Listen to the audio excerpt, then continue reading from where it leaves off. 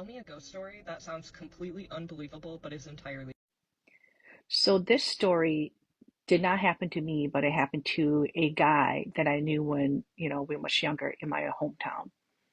Um, this is when the internet had just started up. Chat rooms was a big thing because it was the first time there was ever a thing called chat room as well. He met this girl and they were vibing and connecting.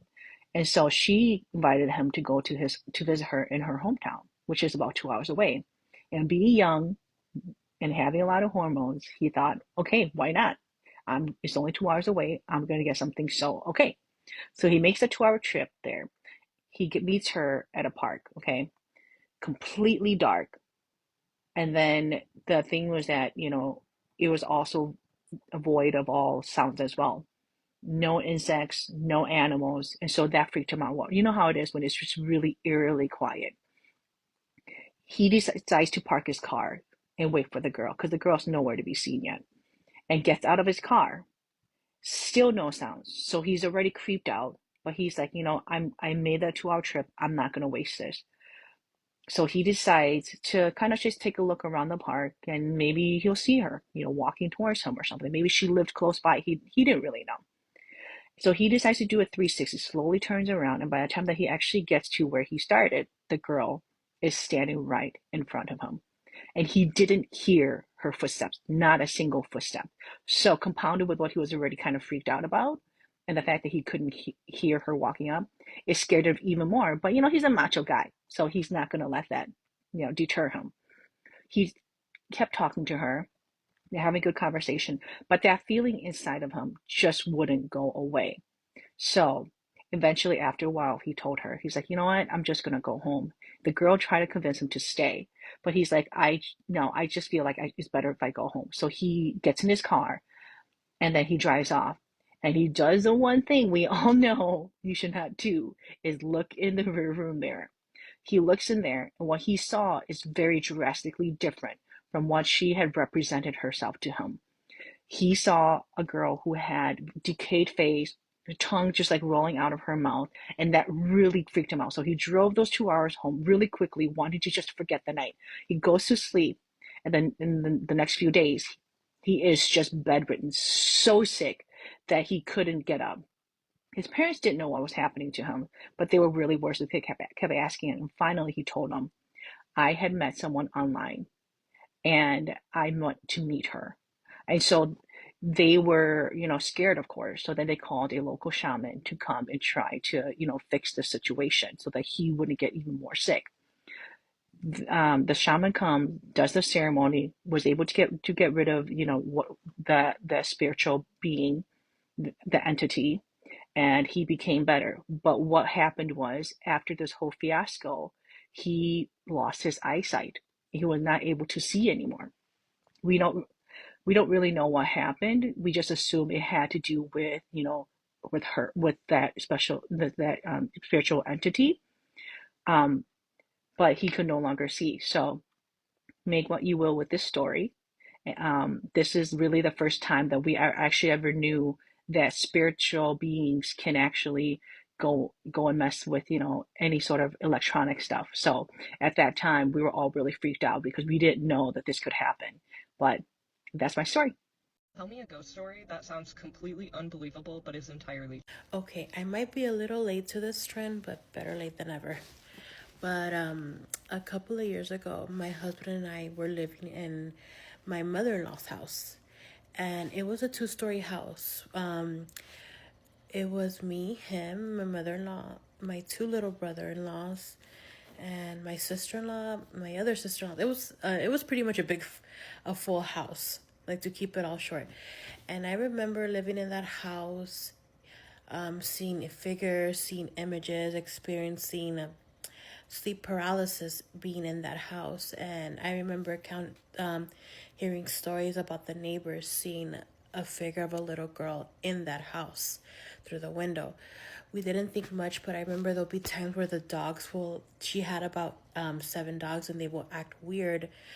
They will randomly start barking, looking in a certain direction, and it's like they sensed something else was in there. So one day, as I was getting ready for work,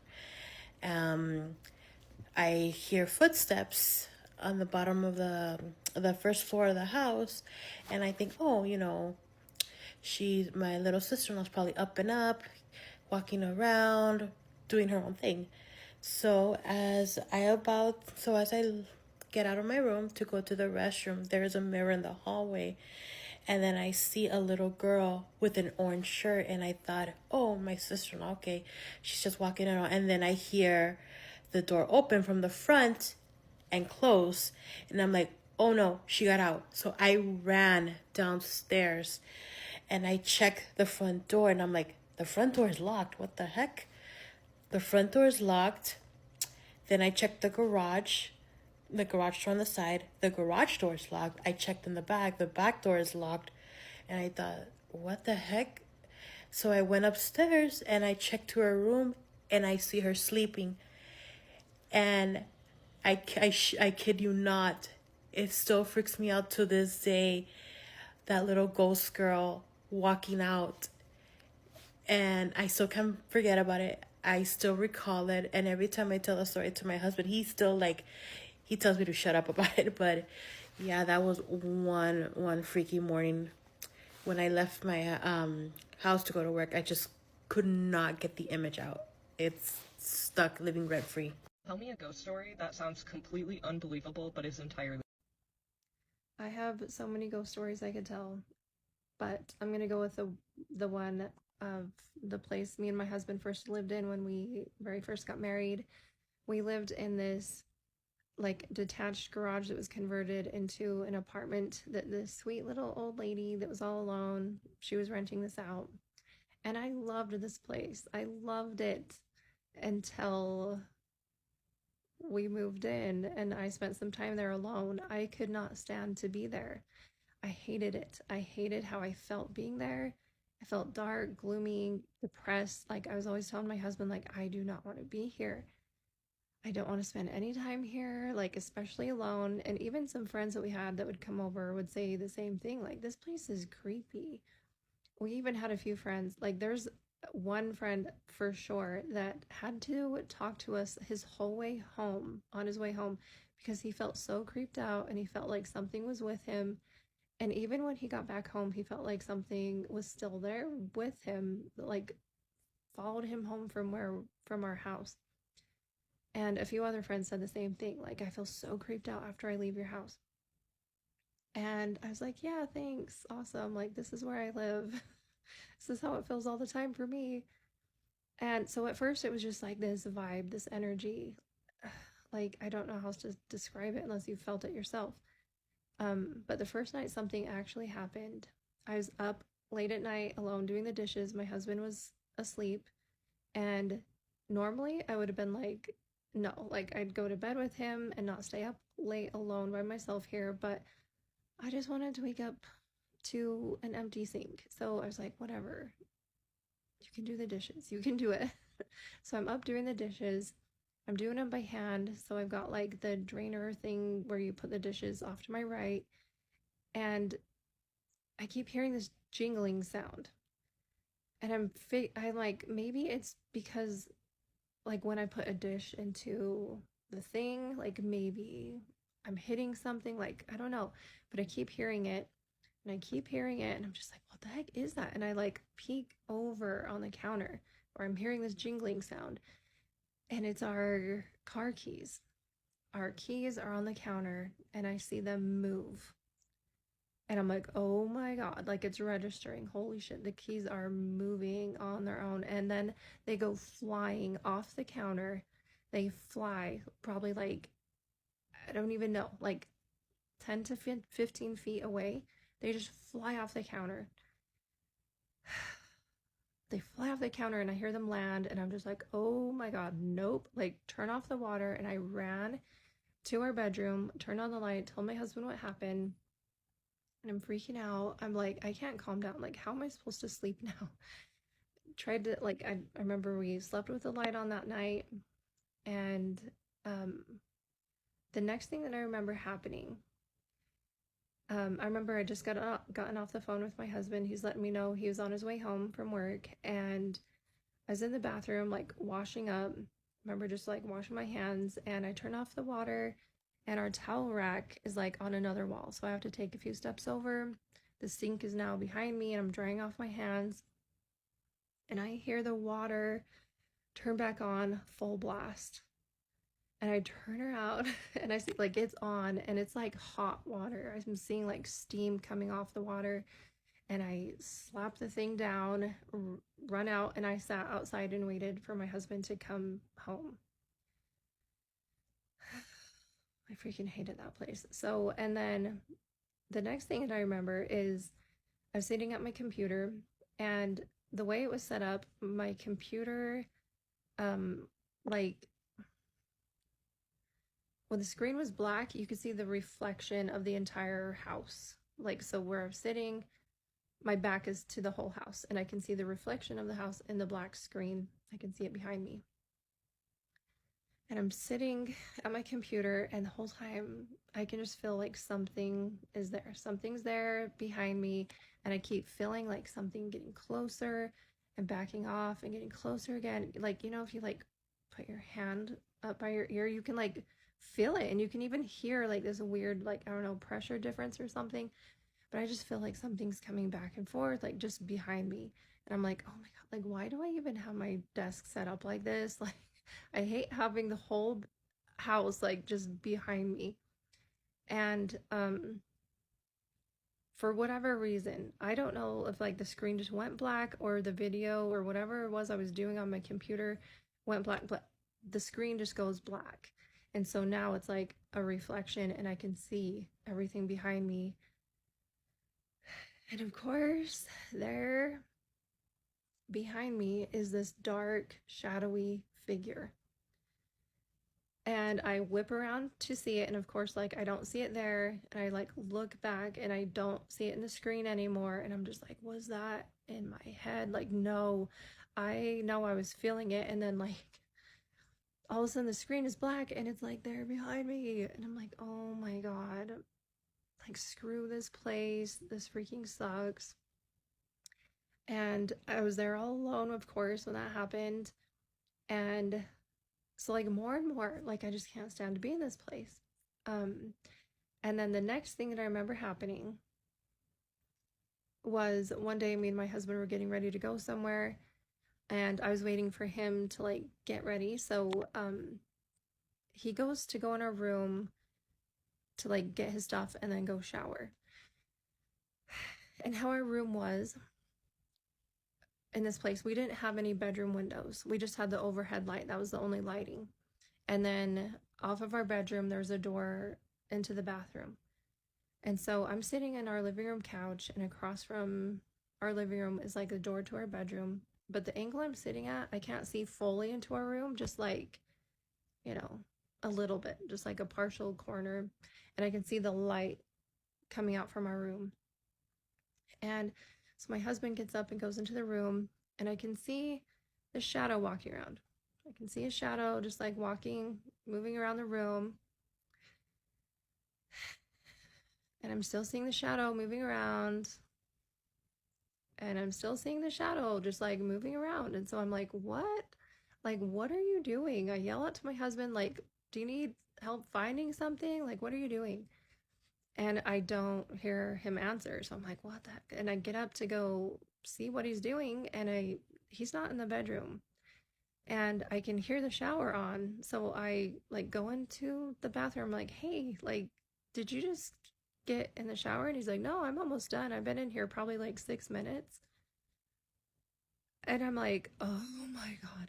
And it like all at once just hits me that it's impossible for me to have been seeing those shadows. Like, there's no other lighting, the angle of the shadows and everything. I'm like, oh my God, like, that was impossible for me to be seeing those shadows in that way. Like, it does not compute. It does not make sense.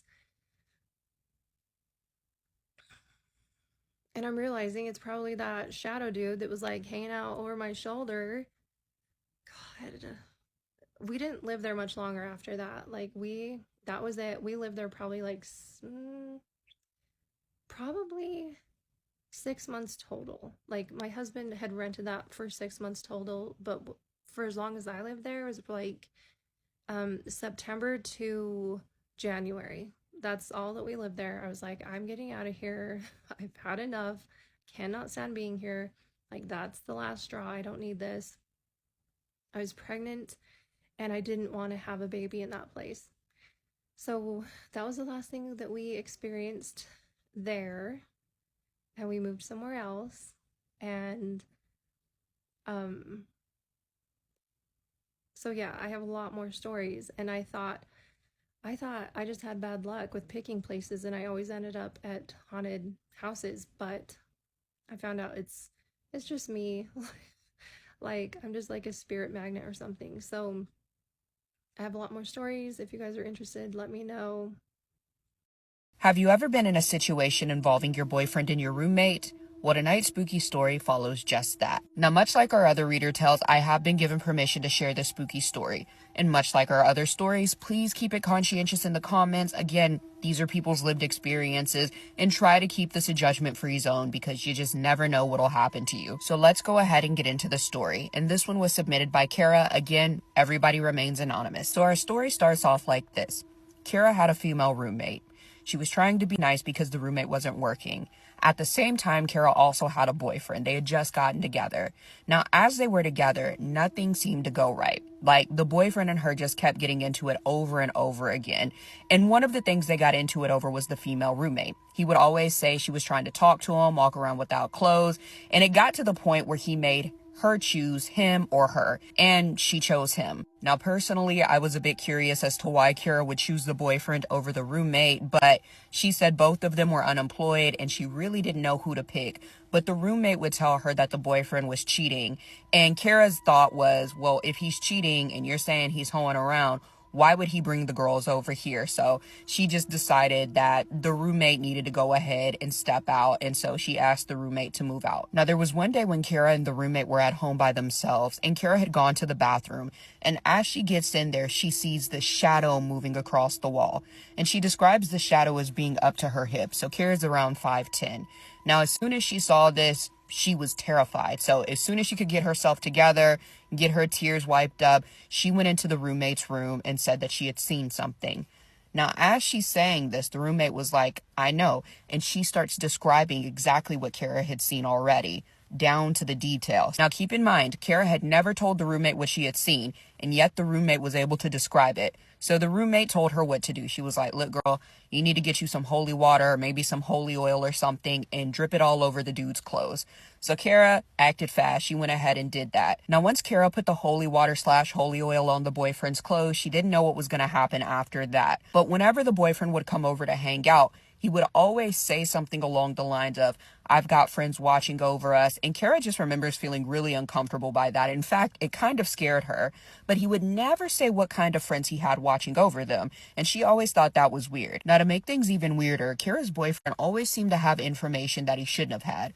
Who she was talking to, what she wore that day. And these would be days where they didn't even see each other. And he always just seemed to know. Now, fast forward a little bit, the roommate eventually moves out. And Kara's boyfriend strangely just randomly breaks up with her. No reason given. One day they were together, the next they weren't. But the shadows that she had been seeing during their relationship never ever left. They were always there, despite them not having anything to do with each other. Kara also mentions that the sightings of those things would start getting more and more frequent. She would go to work and they would be standing right outside of her bedroom door. She tried everything she could think of to get rid of them. She tried to act like she wasn't afraid, but she was definitely afraid, and it always seemed to be looming. She tried to pray, but she mentions how people say that when you pray, you can't be afraid, which I do agree. And the night that she tried this out, whatever those things were, began to choke her, and she couldn't breathe. And this kept up for a while. Anytime she would get home, the things would be there. They always seemed to be watching her, and it got to a point where she couldn't even sleep. They were just really disruptive in that way. Now, after the choking incident occurred, Kara told her best friend, and the best friend gave her a Bible and told her the verses that she needed to read before she stepped into her house. But again, like I mentioned earlier, the friend mentioned that if she was afraid of whatever was in there, it would not work. So Kara tried this a number of times, and it got to a point where she had to accept that she could not fear these things. So there was one day in particular, after being scared countless times by whatever these things were, that she came home one evening and just decided, despite her fear on the inside, that she would just not acknowledge it. So Kara, like she had been doing, said the prayer that her friend told her to say. She walked into her home and she just pretended like everything was good. Nothing was there. Everything was normal. But she remembers as she was trying to sleep that this thing, which she recalls being very tall, taller than her, always stood over her as she was sleeping. Now, there's one thing that she mentioned in the story, and that's that the friend, or I guess the old roommate that she had before she moved out, mentioned that the shadow thing, the tall one, looked like a silhouette of her boyfriend.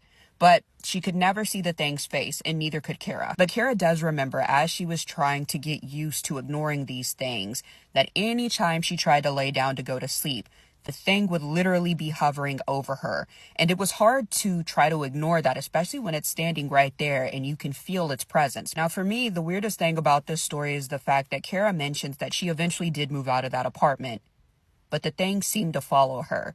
And her and the ex did eventually get back together, but the ex always likes to remind Kara that his friends are still around him. And every time Kara probes the question on who these friends might be, the ex never has an answer for her. He always likes to remind her that they're there watching and they will always follow her, whether they're together or not. So before I close out this story, Kara was kind enough to provide a status update. The first is that her and the boyfriend are no longer together. The second thing is, despite them no longer being together, those things, whatever they might be, still seem to be following her. But the third thing, and possibly the silver lining of it all, is that her and the roommate are on good terms. Now, one of the things that I did ask Kara in the follow-up is if her boyfriend practiced anything. And this is when she said that she's not aware if he did or didn't. She doesn't think he did. But he always made mention of this very ominous past that he couldn't tell her about. And she thinks that whatever these things are stemmed from that portion of his past that he would never divulge to her. But I want to know what you guys are thinking in the comments. This is one of the more interesting stories in my opinion, just because the roommate-boyfriend dynamic is always going to be a little bit tense, especially if they're not cool. But I'm still struggling to figure out which one of them I believe. It does seem like the roommate seemed to be a bit more honest, and it does seem like whatever those things were attached to the boyfriend. But I am curious as to how the roommate could see them and how long she had been able to see them before Kara brought it up to her. But that's one of those things where it's just a sticky situation all around. But it does remind me of those paranormal books that I read where they say certain things can stick to you like gum on the bottom of your shoe. So it sounds like that situation there. It also gives me some Princess Frog vibes as well, where the shadows follow you. But I'm really curious to know what you guys are thinking, especially about those shadows. And if you think he was sending them to her to watch her and just kind of keep surveillance on her. And if so, why? You know, especially since we didn't get a reason in that story. And he seems like he's never going to tell either. I just want to know what you guys are thinking. Again, drop your thoughts in the comments, and I will see you guys in my next video. I got a spooky story time submission from a woman named Brenda who told me why you should never use a spirit box to communicate with ghosts. So she knew what a spirit box was. She's been into ghost hunting shows for a while. She said she loves ghost hunters, paranormal lockdown, things like that. And so when she stumbled across a spirit box at a yard sale, she was very eager to get it. She knew what it was upon seeing it, even though it was a lot heavier and older than the modern spirit boxes that ghost hunters use. She said she didn't go to this particular yard sale with the hope of finding a spirit box. She just happened upon it. Like, yard sailing was something that her and her daughter did together on the weekends in the summer, so it was just like another normal day for them. But as soon as she sees it, she grabs it. She goes over to the couple running the yard sale, and she's like, how much do you guys want for this? Man's older, she said probably in his 70s. He looks at it, looks at her, shrugs, and says maybe $10. She's like, done, bet. Gives the guy $10, goes back to her car, puts the spirit box in the car. Her daughter's in the front seat. She's getting in the front seat of her car to drive away when the woman who's running the yard sale, also in her 70s, comes over. And she said she like startled her because all of a sudden she's just standing outside of her window. So she rolls down the window. The woman leans in and says, don't tell it your name if it asks. She's like, okay, thanks for the warning. They're driving away. Her daughter's like, oh, she just said that to spook you. Brenda brushes off the warning. She's like, yeah, she probably did just say that to be like spooky or whatever. Brenda said she believed in the paranormal, but she had never seen anything. She had gone on ghost hunts before, like guided ghost tours, things like that, but had never really captured anything on camera. So she really wasn't expecting anything to come from it. She just thought it would be a cool relic to have. She asked her daughter, like, because her daughter was also into ghost hunters and stuff like that. She's like, do you want to come over to my house and play with it? Her daughter's like, no, I'm just going to go home. I have stuff to do. Brenda goes home. She lives alone with her cat. And she decides she's just going to play with it that night. But she makes dinner first. The night goes on. It gets dark. She goes into her bedroom, turns off the lights, closes the door. She said she was using like a small bedside lamp and the glow of her phone screen to illuminate what she was doing. She turns the box on and it's just a burst of static. Like it scared her because she didn't really expect anything to come through right off the bat. But it's just static, just white noise. So she asks, is anyone here? And there's just static. So she doesn't get anything. So she asks again. She's like, is anyone here? She's listening for a few seconds. And then she said she heard a voice say, yes. She said instant chills because she did not expect to pick anything up. So she asked, who are you? There's static again for a few seconds and she says again, who are you? And the voice says, lost. Her heart drops. So she's like, maybe this is like a prank. Like maybe this box is just programmed to do this. So she fiddles with the knobs a little bit. She said they were almost like stuck because they were so old. So she fiddles with them again. She's like, how did you die? The static cuts out. There's nothing. So she asks again, how did you die? Nothing. So she fiddles with the knobs again, goes back to like the original setting she was on. She says, how did you die? And the voice says, fire. Now, she did say distinctly that the voice was neither male nor female. It was like a whisper, but she couldn't make out any particular features of the voice. It was just like something very distant whispering to her. Now, she's gassed up. She cannot believe she's actually getting something. So she says, do you remember your name? Same thing. Silence for a minute, and then it says, yours. She said that was what spooked her because she remembered what the woman said when she leaned into her car, telling her not to tell it your name. So she's like, no, tell me yours. It was just static again. She's sitting there. She's got like goosebumps. And then she said she noticed like a shift in the energy of the room. Like the air just felt dense, if that makes sense. She says she can't explain it. Then her phone flickers. Like it had been illuminated next to her on the bed. It flickers and it goes dark. And then through the speakers, she hears her own voice repeating everything that she said, but it wasn't exactly her voice. It was distorted. It repeated every word, every question, but it sounded like something was forcing the words out. Like the tone was off. She said she turned the knob to shut the box off, but the static grew louder when she turned it down. And then she heard her own laughter, but she hadn't laughed at all. So she knew it wasn't a recording, this box playing back what it had listened to. And she said the laughter didn't sound like it was just coming from the box. It sounded like it was coming from every corner of the room all around her. And then it went silent. And she said her ears were ringing from the sudden lack of noise. She puts the box back in the case it came in and puts it in her closet. She's like, I'm done with this. I'm not playing with it anymore. But she said that night when she was sleeping, she was awoken from what sounded like a voice in her room whispering in her ear. The same voice that she had spoken to on the spirit box whispering, is anyone here? She was like, I'm done. She donated the spirit box to her local thrift store. So I don't know who got it. But a lot of the common threads in these stories, people either find stuff at yard sales and then creepy things happen, or people don't listen to the warnings that other people give them when buying a certain object. So yeah, this is my first spirit box story that I've gotten. So let me know if you have played with one or if you've had any similar experiences. Brenda will be seeing the comments, so let her know if you have any thoughts, and keep sending me your spooky, scary stories. All right, I got a scary story for you. This is a true story that my coworker told me one day when we were sitting around on break having a conversation about whether or not we believed in ghosts, and it genuinely freaked me out. So he said back when he was a freshman in college, there was this dorm building on his campus that had been completely shut down. The building had been closed shortly after a tragedy had taken place there, where a young woman who was a freshman at the school had unalived herself in her dorm room. So one night, my coworker and one of his college buddies are just sort of roaming around campus looking for something to do when they suddenly find themselves by this building. Now, they had heard the story about what had happened in there, and they knew that the school had closed the building off to any students, but being young, adventurous college kids, they kind of looked at each other and were like, screw it, let's see if we can get in there and explore the place. To their surprise, they actually managed to get into the building pretty easily. And once they were in there, they saw that most of the furniture had been cleared out, lights were off, and even many of the doors inside were deadbolted. So it was clear that no one had been living in that building for quite some time. So they continue exploring the place, just walking up and down the halls and checking out the different rooms, or at least the ones they could get into. Eventually, they found themselves on this one floor of the building that had pretty much nothing but dorm rooms. So they're walking down this one hallway, and as they go, they're stopping at each of the dorm rooms and trying the doors to see if any of them are unlocked or if they can get in, but sure enough, they're all deadbolted. But eventually, they find this one door that doesn't have a lock on it, so they're like, oh, finally, maybe we can actually get into this room. So they try to open it, but for whatever reason, they can only seem to get the door open by like a couple inches. In his own words, he said it was as if someone was on the other side of the door trying to hold it shut. So they're standing there struggling with this door, trying to open it, but it won't budge, and they're looking at each other like, what the hell's on the other side of this door that's blocking it? Eventually, they just get fed up and they say, you know what, let's just move on and try to explore some other rooms. But as they start to walk away, they hear the door behind them slowly creak open. Now, his buddy who's with him is just immediately spooked and just takes off running and just kind of leaves him behind.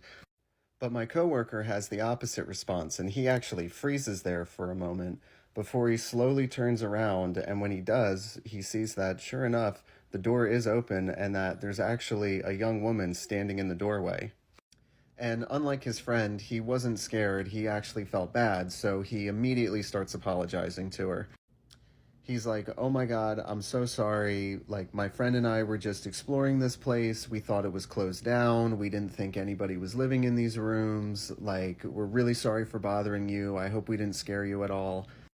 And the girl was actually really cool about it. She didn't seem upset at all. She told him that it was okay and that she understood, and even introduced herself and began to strike up a conversation with him.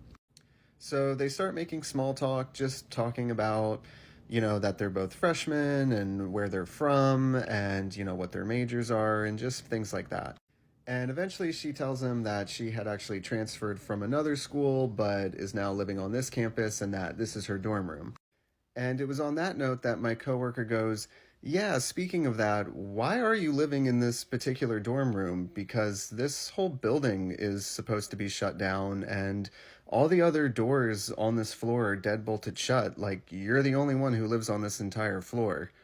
And he said she was just very sort of nonchalant about it and kind of just looked at him and went, oh, really? Oh, I don't know. And basically just brushed it off like she didn't know what he was talking about. So he thought that was kind of weird, but he figured whatever. He didn't want to press her on it too much. So he continued just making small talk with her. But as he continued making small talk with her, he said eventually his eyes kind of started to drift past her and look behind her into the room. And it was then that he noticed that the room was completely empty. There was no furniture, no bed, no desk, no personal belongings. It was just a completely bare, empty room. So once he notices this, he's just immediately really confused and weirded out. So he tells her, you know what, I should probably get going. I gotta go find my friend, but it was nice meeting you. So they say goodbye, and he leaves and catches up with his friend and tells him all about that sort of both normal but weird exchange that he just had with this girl. So days go by, and he's still just trying to wrap his head around this weird interaction, and he eventually gets to the point to where he's like, you know what, I'm gonna look up that case where the girl had unalived herself in that dorm building. So he looks it up and he finds the name of the girl who had passed away in there. And sure enough, it was the same name as the girl that he had talked to that night. He said him and his friend have never gone back into that building and that it's still abandoned till this very day.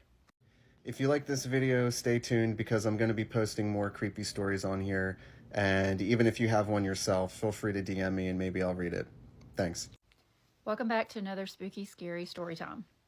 If you like this kind of content, please like, comment, and follow me for more because I'd like to keep them coming. I have quite a few stories that I would like to tell. In my last video, I talked about a friend that I had that only I could see. This was probably around 4 years old. Well, this story I actually was able to share with someone and they got to witness what happened, and it was pretty wild how it all played out. This actually happened not too long ago. It was around the end of 2021. My husband and I had decided to go out to eat, and this was during that really kind of weird time when people had stopped wearing masks to go out in public, but the restaurants were still had like the plexiglass things around like certain booths or certain sections of restaurants. Well, we went to a fairly popular steakhouse restaurant, and we like to go at a time where there's not a lot of traffic. So we get there probably around 2 o'clock, which is a great time because there's not a lot of people. We could get in and get out. It wasn't going to be very noisy. So we got in and we got seated immediately. And we sat down into one of those 2-person booths right next to a wall. Well, when we came in, there was a big group in one corner that looked like there were several tables together. Well, as we were sitting there, the person came up, took our drink order, and walked away. And about that time, I started feeling really weird. You know that feeling when you can just feel someone's eyes like boring into you? So I look up to see this man just doing that. And at first I think, maybe he knows me, but I guess I got this really weird look on my face because my husband's like, what's wrong? And I tried to move behind my husband's face, like, so that the guy couldn't see me. And I was like, there is this guy staring at me, like through my teeth. I'm saying it because I don't want him to see me talking about him. But literally, as I'm saying that, I kind of look over my husband's shoulder and I can see him just, like, his face changes, like he grins really big, like, you can see me. And I literally hear it in my head, you can see me. Now, granted, I said there are plexiglass dividers, and he was behind one of those because there was a wall between his section and our section. So yeah, he would have been in another booth, I guess, like behind that wall. So then my husband says, well, do I need to like turn around and look at him, like quit looking at my wife or something? You know, he was kind of joking. And I was like, no, don't turn around. And so he just decides he's going to, he just kind of just goes like this, you know, and turns around and looks over his shoulder. So he looks back at me and he's like, where did you say he was? And I said, right there. You know, I'm pointing like where the guy can't see. And as I'm doing this, the guy, his grin gets even bigger. And my husband turns around and looks. He turns back around and he's just like straight face. He's like, babe, there is nobody back there. Like the section right behind us. I was like, yeah. And he's like, there is no one in that section, that whole section. I scanned the whole section. There is no one there, much less right behind that wall. And knowing this and knowing that I have experienced things, because I confide in my husband, he said, Carrie, this is one of those situations. And, you know, I realize it, you know. So he just says, try to communicate, you know, see if you can figure out who this is. You know, maybe there's a purpose or something. I don't know. So I'm just about to think, you know, what's the guy's name? Or, you know, I'm thinking how to communicate. And I just hear something like Jonathan. And I said, I think it's something like Jonathan. And that's when it was almost like this weird back and forth echo. And it was like in my ear, and then it just stops and it goes like this. And it's like, just John. Freaked me out. I will never get used to it. It comes to me in different ways at times, but literally it was just John. And so I tell my husband, I was like, oh, I kind of, you know, got one of those shivers. And I said, it's just John. And he goes, did you hear that? And I was like, I don't know. I just heard just John. And it was so weird because it was like I started getting like these pictures in my head. Believe it or not, this is the only way I can describe it. I started getting these pictures in my head. I saw a crumpled up truck. It looked like a truck because I could see the bed of a truck. And I got just this impression that there was a horrific wreck. And when I looked at him, I'm saying this to my husband. And as I'm saying all these things to my husband, I'm looking over at him and he's just shaking his head. He's kind of not nodding really big, but I can tell he's like, yeah, you know. It was really weird. The hair is literally standing up on just all over me. Just my hair is standing on end. And I'm relating the things in my head to my husband that I am seeing. And then I see a birthday cake and I see candles. And I said, I think he's here for somebody. I don't know. I just have this weird feeling. I said, it has something to do with a birthday. That's when my husband says, you think that it's his birthday? And I said, I don't know. I just see this horrific wreck. There's a picture of a truck. And then I see a birthday cake with candles. I kid you not. Moments after I say this, out of the back, you hear this clapping. Everybody's clapping at the same time. It's all these people coming out of the back room. and they are singing the happy birthday, happy birthday. They're actually going up to that big group that's over in that corner, and they're singing happy birthday to a woman over there. My husband literally starts freaking out. Like, he was just like, whoa, are you hearing what I'm hearing? And that's when I look over at this gentleman who I'm guessing is just John, and he just smiles. And I get this feeling that he was there for that woman's birthday. Evidently, he missed her birthday. And I don't know if it was he missed it because of the wreck or what, but he was there, and he just wanted someone to acknowledge the fact that he did show up. And I had this like flow of emotion over me, and my husband watched as, and I'm getting teary-eyed right now, but my husband watched as tears came to my eyes, and like I got emotional, physically just emotional. And I said, he just wanted somebody to know that he showed up. And at that, I watched him stand, and it was almost like the bottom part of his body was see-through, and he started to walk away, and as he did, he disappeared. And that is just one more spooky story times that actually happened to me. Please like and comment and follow me if you would like to hear more, because I have plenty more that I would like to tell.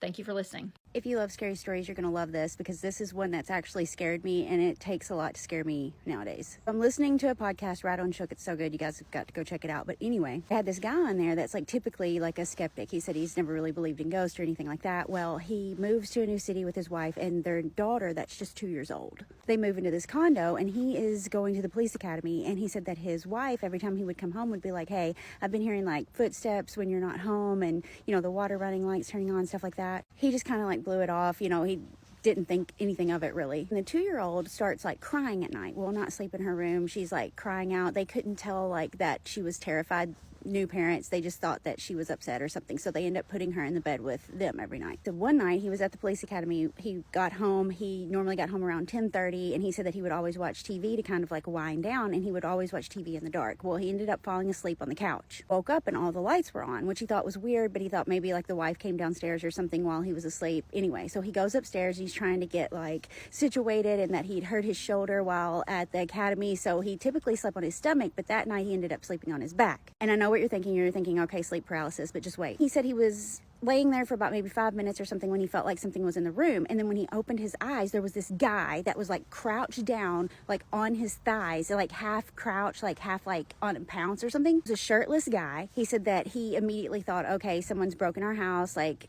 it's about to go down, right? Well, he kept up in his mattress, like underneath, but the daughter is in the middle of him and his wife. I probably relate to this because I had a Hatman thing that happened like that, and I was convinced that someone had broke into my house, and you feel like everything's in slow motion, but it's all happening really fast. So he was scared that if he rolled over to get the whatever, that he would like attack him from the back and everything. So he just decided, okay, I'm just gonna fight him, right? Like rears back and then like sets up to hit him at the same time, and his fist just goes right through him. And he said he had like a major like adrenaline dump because of all the things that was happening. So he said he sat there for about like 20 seconds or something trying to collect his thoughts when he looked like to his right and looked out into the hallway, and there that guy was again in the bathroom, but this time he was just peeking around the corner like this, you know, just his head. Immediately is like, oh my God, what's happening? So he wakes his wife up and he's like, you're right, we gotta go, so we gotta get the hell out of here. So immediately they start collecting their stuff, but they're so frightened that they like hold on to each other the entire time that they're gathering all their stuff. Get all their stuff together, they get the hell out of there. They go to his mother-in-law's, I think, and they get there like in early morning hours, and they're like, listen, our condo's haunted, we can't stay there anymore, we got to get out. So they end up staying with her, and they break the lease and everything. And he said the entire time that he was worried to tell anyone or say anything because he was in the police academy, and you have to have like these psychiatric evaluations and stuff, and he was scared that the landlord was going to say something to the police department like, hey, he broke his lease because of ghosts or something. But the landlord didn't say anything. The landlord just said okay. Why would the landlord just say okay if that was the first time that had ever happened? They're not going to just break a lease that easy. Here's the weird part. He said that the ghost looked exactly like David Koresh, which was the cult leader back in Waco, Texas, in the 90s. So that wasn't that long ago. So why would the cult leader be there? Was it something to do with him being like a cop, or was it not even that guy? It just looked like him. Like, who was it? It reminds me a lot of my Hatman story. He didn't like get on the bed, but he like leaned in real close and got in my face. And yeah, I was convinced that it was a real person, not a ghost. And then when you have that like in your mind, and then you see them again later, and then you realize like, oh my God, this is a ghost. Scary. Check out that podcast though. They have amazing stories like that. So good. Tell me a story about a time that you know that you saw something, but you don't ever tell this story because you know that no one would. I actually told this story on one of my lives, and someone had told me I needed to share it, so here we go. So I was a mortician for many years, so the stories I have are endless, but this story is the first scary experience that I had and is the one that is burned into my mind. So I was a recent college grad and had my first local mortuary job, and I had been there about a month, and it was my time to open by myself. So naturally, first time opening by yourself, it is kind of intimidating, kind of scary. Mortuaries, and especially in the back areas, have very long, dark hallways. They're not very well lit. So I am going through the back areas to start to turn on all the lights in the chapel, the staterooms, and I am starting to walk towards the front. And as I start to get towards the front, I hear talking, and the talking is kind of muffled. I really couldn't at that point make out what they were saying. And I almost didn't want to open the door that led to the front because I knew it was just me in there. But we hadn't had any loved ones in the building at that point. And so I'm like, well, there's no deceased here today yet. And it's just my mind. It's just playing tricks on me. I didn't believe in the supernatural until I was a mortician. So I opened the door and looked to my right, and there is a man sitting on the bench that's there. And this man looked like any other man. He was having a full-blown conversation with himself, saying how he messed up, how it was all his fault, how his wife was looking for him and he's an idiot, and like all of these things. Well, I am physically frozen. I cannot move a muscle. And I'm just like, in my head, like, the alarm was set, it wasn't unarmed, I unarmed it, it wasn't going off, what's going on? So about 5, maybe 10 minutes later, what felt like 30 hours, my coworker comes in behind me, and she sees him sitting there too. She's also frozen. I don't know what it was. After he was done talking, we were able to unfreeze. I have literal goosebumps. And this man looks at us, and he was like, you're going to be the ones that help my family. And then he walks out, doesn't just float through, walks out the front door and leaves like a normal person. Fast forward to that afternoon for our afternoon arrangement, and lo and behold, this woman and son walk in. And as we're going through the arrangement, still we have no idea, but they pull out photos to start the slideshow. This man that was his wife and child that we were doing the arrangement for, and he had died in a motorcycle accident the day before. Now, I know it's not super creepy or shapeshiftery or anything like that, but when I tell you that this man was a normal man and that he had the power to freeze us to where we physically could not move and knew that we were going to be the ones to help his family, it's just insane. I have way more actually creepy stories from the mortuary days, and lots of supernatural stories, things that I really don't talk about, but it's real, people. It is real. And I might do a mortuary series and drop more stories because I have seen a lot in my 7 years. So this story is one of the scariest ones that you guys have sent in to me. It's by a girl called Millie, and she prefaces the story with, it's not too scary. I'll let you be the judge of this. Get comfy for this one and make sure the light's turned on. Just warning you. This all happened in my childhood house. A little backstory. My dad did a lot of ghost hunting as he's very spiritual and he can say he sensed things. Back in 2008 and 2009, we lived in a semi-detached house. It was just my mum, my dad and me, but all of my family lived on the same street. So just before we moved into the house, my auntie was getting the last little bits of the things out of the house of hers, as her and my uncle lived in it before us. As she was leaving, she decided to take a photo of herself as a little goodbye, and when she looked back at the photo, there was a hand covering her mouth. And she said it wasn't scary. Nobody really thought anything of it, as it was a new phone, and they thought it could probably just be the lighting. I don't know if a light could do that, but let's say it was lighting, just so we can sleep at night. That was until we moved in the house. Within the first night, my dad said he could sense something, but whatever it was, wasn't inviting. But he just brushed it off, as nothing has happened yet. A few months passed, and I became very unsettled in my bedroom. The bedroom was at the back of the house.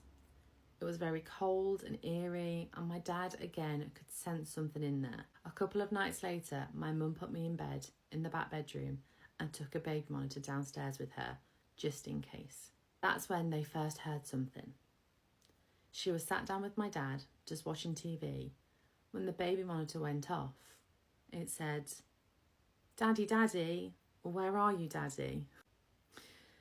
It was a little boy's voice, but of course, I'm a girl, so my dad quickly flew up the stairs to see if anyone was up there. But no, there I was, fast asleep. So again, he just brushed it off, thinking it could have been picked up from somebody else's baby monitor in the area. The next night, it happened again. "Daddy, Daddy, where are you, Daddy? I can't find you." She said this wasn't scary. This happened almost every day, and my parents finally ended up putting me in their bedroom with them. One night, after a few weeks, my dad felt the bedroom door open, and he explained he saw a bright figure of a man coming into the room. The man went right up to my dad's face. My dad lay there, pretending to be asleep, with his eyes tight shut. He felt the thing trying to open his eyes. Luckily, my dad didn't open his eyes that night, I'll say. But again, this happened every night. This thing, whatever it was coming into the bedroom, telling him things about my mum that even my dad didn't know, until he asked about them. This creature knew everything, even that my mum was pregnant. And after this, my mum and dad found out that they were pregnant with my little brother. My mum decided to keep me in their bedroom for longer and just store my unborn brother's things in the back room. One day, me and my mum went back into the back room to get some clothes, as my stuff was also in there, when the door shut behind us. My mum tried opening the door, but we were locked in. It took my dad almost 30 minutes to open the door that day. A few months passed and these things were still happening. There was still something talking to my dad at night, but whatever was speaking to him made it clear it hated my mum, telling him all of the bad things that were happening was because of her. That night, my mum went into labour with my brother. He was born 6 weeks earlier than he should have been. Luckily, he was okay, and she brought him home. About 4 weeks had passed and my parents were heading to bed with me and my brother. And as they got up the stairs, my dad went with me to the bedroom and my mum needed to get ready for bed. Without even thinking, she put my brother in my old bedroom, the back bedroom. Just so for 2 minutes. She again took the baby monitor with her, and as she got into the bathroom, she heard scratching on the baby monitor, as if a cat had gotten in with my brother. She ran out of the bathroom to find my brother, blue in the face, with a hand covering his mouth. He wasn't breathing. Luckily, the paramedics, when they came, managed to bring him back. We moved straight away after this. And not long after, the house became derelict and eventually got knocked down. We still experience things now in our house, but whoever this one is a lot more friendlier. My brother is now 16. The amount of times I had to stop filming that because I was paranoid that something was in the room with me. It gave me the shivers. Stories don't really stay with me, but that one really did. Whatever this thing was, had it out for your family and your mum. Oh my God. What are your thoughts and theories on this story? I think it's terrifying.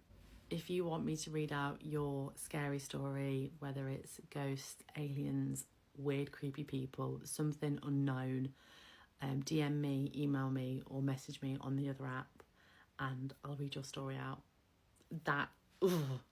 That's left me with the creeps. Oh my god. Paranormal story time. If it's late at night for you, I would suggest you not watch this video. So to set the scene, this is the middle of winter when I was about 7 to 8 years old, and at this particular time in my life, I had a bestie, a ride or die best friend. We're gonna call her Lily. Me and her were together almost every single weekend. I'm talking about ride or die best friend to the end. You get my drift. And on this particular weekend, we had a sleepover, as we usually did. Her family had an electric piano in the basement. This basement was creepy. I'm talking about Basement from the Cabin in the Woods creepy. If you know the movie, then you know my reference. Cobwebs everywhere. You wouldn't have wanted to go down there. I'm one to always fall asleep for everybody during a sleepover. I always fall asleep early. I just cannot stay awake. I cannot hang. So I fall asleep before her. Mind you, she had a bunk bed. She would sleep on the top and I would sleep on the bottom. As I'm going to bed, I just don't feel good. In my soul, in my energy, this felt different. I didn't feel right. I felt very uncomfortable. The house was freezing cold and the house was dark. I mean, pitch black. You could not see your hand in front of your face. I'm so serious. Her dad was the type to where if it was bedtime and you were going to sleep, you had to turn off the TV. You had to turn off the lights. Everything had to go off. You weren't keeping a light on in this house. I wake up in the middle of the night. I don't know what time it is. It's dark. I'm having trouble going back to sleep. I'm tossing and turning. After about 45 minutes go by, I start to be able to doze back off. No sooner do I start to fall asleep, I'm awakened by the sound of music. I don't know where the sound's coming from. It wasn't a TV. Nothing's on. There's not a light on in this house. I remember vividly I was laying on my stomach, so my back was exposed. And this is when I feel a rush of air go down my back, and it's cold air. I'm frozen with fear. But after a few minutes go by, I get the courage to try to wake up my friend. I call her name, there's no response. I call her name again, still nothing. After I call her name a third time, the music does stop. I have to get up. I'm trying to find my way to the door because it's dark. Like I said, you can't see anything. I finally reach the doorknob, and as I start to twist it, the music starts playing again. There's no turning back. I have to pee. I gotta go now. I run to the bathroom, and this bathroom is closer to the basement. And if you remember earlier, I said they had an electric piano down there. It was the piano. The piano is playing. I finish using the bathroom, and I run back to the bedroom. I get under the covers so fast, but that's not even the crazy part of the story. The next morning, I tell my friend about this piano playing. She goes, "The old piano from the basement?" I said, "Yes." She's like, "There's no batteries in that piano." I actually, sadly, did not go back to her house after this. We actually stopped being friends. When I told her that I didn't want to go back over there, it kind of just put a bad taste in her mouth, I guess, but I know what I heard. The piano was playing. Not shitting you, this is the 7th time I've recorded this, and I've uploaded it 2 times, and it doesn't exist. So maybe I'm not supposed to tell this story. I'm gonna try one more time. If this is not successful, we'll try another day. But as I've been saying in all my other videos, I have lived a very active life, paranormally active.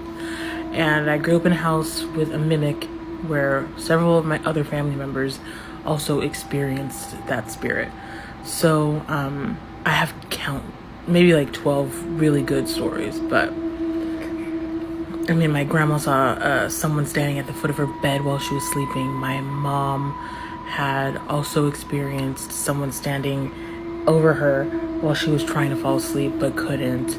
My brother had seen a lot and heard a lot. I seen and heard a lot. My uncle had seen and heard things. Scratching under people's beds. I mean, whatever was in our house, we were constantly mistaking for either each other or it was a little demonic in nature. But I'm convinced this was a mimic. And the story I want to tell in particular is about a time where I was 16 and I was home alone, and it was very common, it's very common in Black households for there to be an intergenerational setup in the house. So my uncle lived with us, my grandma, whoever else needed a place at the time, and my cousin, for the purposes and intents of this video, I'm going to call him my brother. But we lived downstairs together on either side of a hallway.